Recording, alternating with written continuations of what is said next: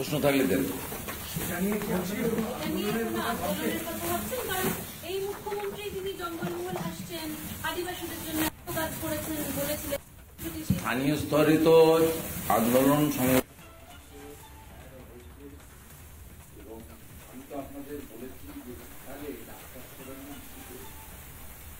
ভারতীয় জনতা পার্টি 6 ঘন্টার বন্ধ ডেকেছে ডেবরা এলাকাতে, এবং জেলা সভাপতি সহ 13 জন বিজেপি কর্মী তারা দুবার করে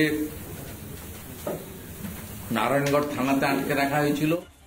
ভারতীয় জনতা পার্টি 6 ঘন্টার বন্ধ ডেকেছে ডেবরা এলাকাতে, এবং জেলা সভাপতি সহ 13 জন বিজেপি কর্মী তারা দুবার গ্রেপ্তার হয়েছে। প্রথম দিন গ্রেপ্তার করে নারায়ণগড় থানাতে আটকে রাখা হয়েছিল, পরের দিন সকাল 7টার সময় থানার পিয়ার বন্ডে ছেড়েছে।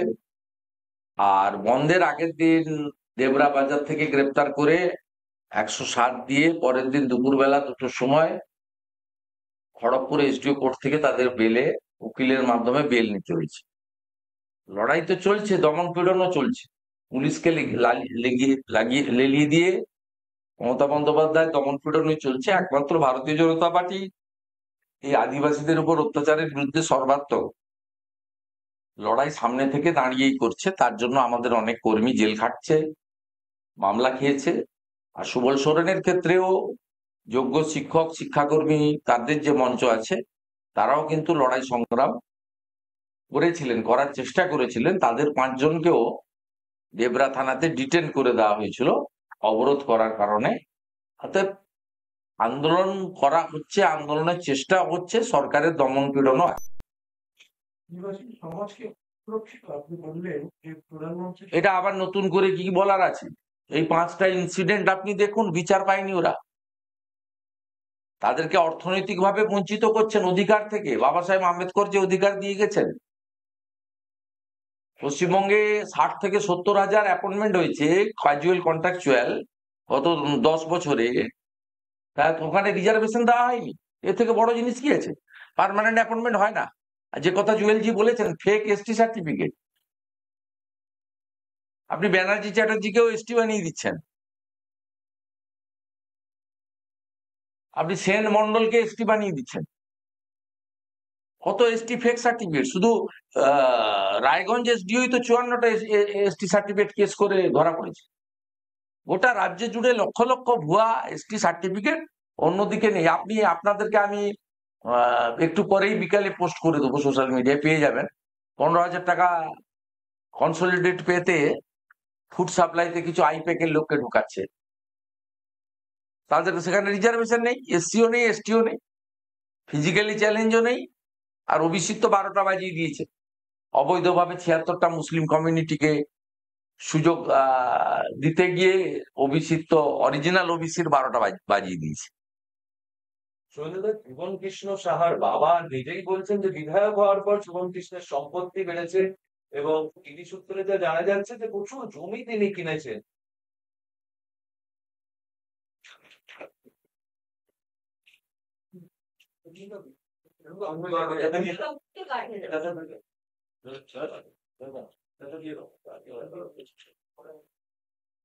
আরে জীবন কৃষ্ণ তো আসল নয়, এটা তো তাড়াতাড়ি কাঁচা ছবি 12ই আগস্টের, পুরনো ছবি নয়।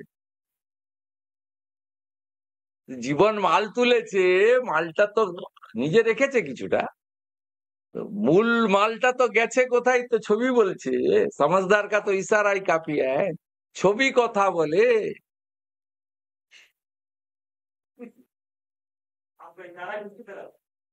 अरे पिक्चर देख लीजिए ना, समझदार का तो इशारा काफी है ना, पिक्चर तो बात कर रहा है इधर।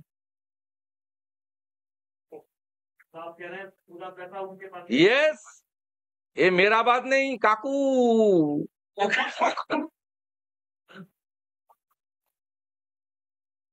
এই পিকচার ভাই 12ই আগস্টের,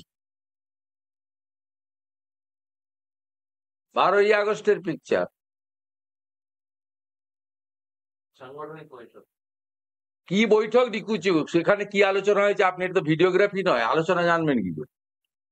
বকেয়া ছিল কিনা জীবনের কাছে, হিসাবপত্র হচ্ছিল কিনা আপনি বলবেন। কত তুলেছো, কত জমা দিয়েছো, কত বাকি আছে, সেই হিসাবও তো হতে পারে। কালকে ইডি অফিসে ঢোকার সময় জীবনকৃষ্ণ বলছেন যে বিজেপির চক্রান্ত, তাকে ফাঁসানো তাকে হয়েছে। ফাঁসানো। ওটা তো বিকালে, সকালের ছবিটা দেখেননি, কাদা মাখা, কি কষ্ট। ওই ছবিটা দেখেননি সকালে? কাদা মাখলো কেন? যদি রাজনৈতিক বন্দী হয়ে থাকে, ইডি যাবে, দরজা খুলে দিবে, বলে চলুন কোথায় নিয়ে যাবেন। কাদা মাখতে গেল কেন? এর আগে পুকুরে ঝাঁপ দিয়েছিল, এবারে নালাতে ঝাঁপ দি। दादा एक ही साल में दूसरी बार गिरफ्तारी हुई है जीवन कृष्ण शाह की। पहले ये जीवन कृष्ण शाह नहीं है, पूरा तृणमूल चोर है। ये रुपया उठाया, भतीजा को पास डाल दिया। He is one of the collector, hundreds of collector. Bengal में हंड्रेड्स ऑफ कलेक्टर है भतीजा का, including the Sujay Krishna Bhadra. They are collecting huge thousands of crores money from the unemployed youth. They cheated youth. उसको कमीशन मिला है फार केस में 1 लाख 2 लाख, लेकिन बाकी जो रुपया है वो यहां डाला है। चीफ मिनिस्टर चोर है, पूरा सरकार चोर है। ये कोई इंडिविजुअल जीवन कृष्ण शाह नहीं, पार्थ चटर्जी नहीं, पूरा सिस्टम चोर है। सिस्टम के खिलाफ भाजपा को लाइए, कोई सेंट्रल एजेंसी का जरूरत नहीं है। हम लोग पुलिस को देकर ही ये लोग को बर्बाद कर दूंगा कानूनी तरीके से। फेंक दिया। इससे पहले भी उन्होंने जो है बगल में जो था पानी जो पॉन्ड था वहां पे तालाब में भी फेंका था। 3 दिन लगे थे सीबीआई ऑफिसर को फोन खोजने में, और फिर एक बार उन्होंने वैसा किया। चोर क्या करेगा? चोर को जब पकड़ने कोई आएगा तब तो चोर भागने का कोशिश करेगा। वो तो खुद साबित कर दिया 2 बार, मैं चोर हूं, मेरा मोबाइल फोन में है। यहां भी बुआ भतीजा अरेस्ट हो गया, और बुआ कलेक्टर वो साइकिया में है। सब बुआ भतीजा का राज, पूरा बंगाल में बुआ भतीजा चल रहा है। টাকা চুরির যে অভিযোগ করলেন সেটা একটু বাংলায় যদি বলেন। টাকা চুরির যে অভিযোগ, তখন পুরো ব্যবস্থাটাই দুর্নীতিগ্রস্ত। মুখ্যমন্ত্রী এই দুর্নীতিতে নেতৃত্ব দিয়েছেন। এই টাকার বড় অংশ ভাইপোর কাছে গেছে। সুজয় কৃষ্ণ ভদ্রর ভয়েস রেকর্ড এবং তার যা যা সামনে আপনারাই এনেছেন, তাতে একাধিকবার সুজয় কৃষ্ণ ভদ্র, যিনি লিপস অ্যান্ড বাউন্সের একজন উচ্চ পদের কর্মচারী ছিলেন, সিইও ছিলেন, তিনি তার কল রেকর্ডে বারে বারে অভিষেক অভিষেক শব্দ উচ্চারণ করেছেন। এবং পুরো ব্যবস্থাটাই দুর্নীতিগ্রস্ত। এবং এই ধরনের জীবন কৃষ্ণ সাহা সহ অসংখ্য, যে প্রয়াত এমএলএ তাপস সাহা সহ অসংখ্য কালেক্টর গোটা পশ্চিমবঙ্গে ছড়িয়ে দেওয়া হয়েছিল, যাদের কাজ ছিল বেকার যুবক যুবতীদের কাছ থেকে চাকরি দেওয়ার নাম করে বাড়ি ঘর দুয়ার, মায়ের গয়না, গরু বাছুর, স্ত্রীর গয়না সবকিছু বিক্রি করে টাকা জোগাড় করে তাদের কাছে পৌঁছে দিতে হতো। তারা কেস প্রতি কেউ কোথাও 1 লাখ, কোথাও 2 লাখ করে রাখতেন, বাকি টাকা তারা পৌঁছে দিতেন কলকাতাতে কালীঘাটে। এই ব্যবস্থাটাতে জীবন কৃষ্ণ সাহা বা এরা বা এই দমকলের চেয়ারম্যান এমএলএ জাফিকুল বা এরকম যারা আছেন, এগুলো সব হিমশৈলের চূড়া মাত্র। পুরো মন্ত্রিসভাটা চোর। আর মন্ত্রিসভা চোর হলে মুখ্যমন্ত্রী নিজে চুরিতে নেতৃত্ব দিয়েছেন, প্রশ্রয় দিয়েছেন, তার পরিবার সবচেয়ে বড় বেনিফিশিয়ারি। এর বাইরে কি আছে? এবং জীবন সাহা মুর্শিদাবাদ জেলা এবং বীরভূম জেলাতে একাধিক তৃণমূল এমএলএ কেও সাব এজেন্ট হিসেবে কাজে লাগিয়েছেন। কান্দি, নবগ্রাম, খড়গ্রামের এমএলএরা তারা তালিকা তৈরি করে টাকা নিয়ে তারাও 1 লাখ 2 লাখ রেখেছেন, বাকি টাকা তারা জীবনের কাছে পৌঁছে দিয়েছে। অতএব পুরো সিস্টেমটা দুর্নীতিগ্রস্ত। আমি বাংলার মানুষকে বলবো, মার্চ এপ্রিল মাস 2006 আর কয়েকটা মাস পরে এত বড় সুযোগ আপনারা পাচ্ছেন। বেকার যুবক যুবতীদের বলবো, দল বেঁধে আপনারা এদেরকে সরিয়ে দিন। আমরা পুলিশের মধ্যে দক্ষ আধিকারিকদেরকে খুঁজে বের করে আছেন, তাদেরকে দিয়ে এদেরকে সমূলে উৎপাটন করে দেবো। সমস্ত বেআইনি সম্পত্তি বাজেয়াপ্ত করব, অকশন করব, সরকারের ঘরে করব, এবং এরা বেরোতে পারবে না। এদের একদম root, sub root, deep root সবটাকে কাটা ভারতীয় জনতা পার্টি করবে, কমিটেড। ভারতীয় জনতা পার্টির প্রত্যেকটা রাজ্যে সরকারে মুখ্যমন্ত্রী থাকলেও মাননীয় প্রধানমন্ত্রীর বিশেষ নজরদারিতে তার নির্দেশেই সরকারগুলো কিন্তু পরিচালিত হয়। এক্ষেত্রে আমাদের কাউকে বিশ্বাস করার দরকার নেই, নরেন্দ্র মোদীজিকে বিশ্বাস করে। তিনি বিজেপি সরকারকে দিয়েই এটা করিয়ে নেবেন, ভরসা রাখতে পারেন। বিজেপিকে আনুন আপনারা, আমরা কথা দিচ্ছি এই জিনিস বন্ধ করব। প্রত্যেক বছর এসএসসি হবে, প্রাইমারি রিক্রুটমেন্ট জেলাতে ফিরিয়ে দেওয়া হবে। SC ST, original OBC, physically challenge, ex সার্ভিসম্যানদের যে সুযোগ রয়েছে তারা পাবেন, এবং রেলওয়ে রিক্রুটমেন্টের মতো ওএমআর থাকবে।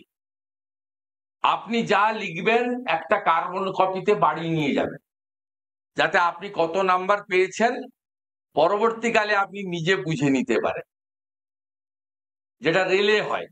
মোদিজির ক্ষেত্রে, মোদিজির কেন্দ্রীয় সরকারের সব চাকরি রিটিন এক্সামে কার্বন কপি থাকছে, একটা কপি জমা হচ্ছে, একটা কপি নিয়ে যাচ্ছে। তা আপনি যদি 100-র মধ্যে 72 পান বা 32 পান, আপনাকে কেউ 33ও করতে পারবে না, 31ও করতে পারবে না, 73ও করতে পারবে না, 71 ট্রাস্ট ভারতীয় জনতা পার্টি। 2,15,00,000 বেকার রয়েছেন, এদের বলবো ট্রাস্ট করুন আপনারা। মমতা ব্যানার্জি আইপ্যাকের বুদ্ধিতে ডিসেম্বর মাসের পরে আবার 500 টাকা 200 টাকা ভাতা বাড়ানোর পরিকল্পনা করছেন।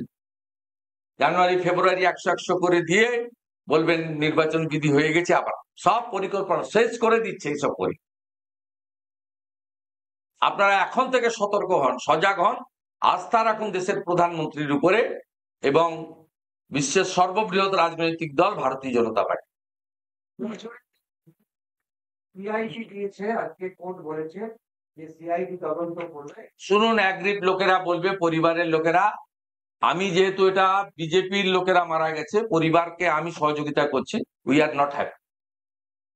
আমরা যে পুলিশের দিবাকর দাস এসডিপিও ফোন করে তমলুক মেডিকেল কলেজে পোস্টমর্টমের ডাক্তারকে প্রভাবিত করেছি, দিবাকরের মোবাইল এবং ওই ডাক্তারের মোবাইল যদি না হয়, প্রমাণ হয়ে যাবে পোস্টমর্টমে ইলেকট্রিক শক লেখার জন্য এসডিপিও কাঁথি দিবাকর দাস ডাক্তারকে প্রভাবিত করেছে।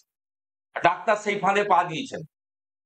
আমি পরিবারকে বেরিয়ে গিয়েই অনুরোধ করব ডিভিশন বেঞ্চে যাওয়ার জন্য। কোর্ট মনিটরিং সেন্ট্রাল এজেন্সিকে দিয়ে করতে হবে, কোর্ট করিয়ে নেবে সেন্ট্রাল এজেন্সিকে নিয়ে। পুলিশ এখানে ইনভলভ। 500 জনের উপরে যদি তার ছুড়ে পড়ে, দুটো বিজেপির লোক হিন্দু লোকের গায়ে পড়বে কেন? ওটা মহরমের জলসা ছিল, অন্য কেউ আহত হলো না কেন?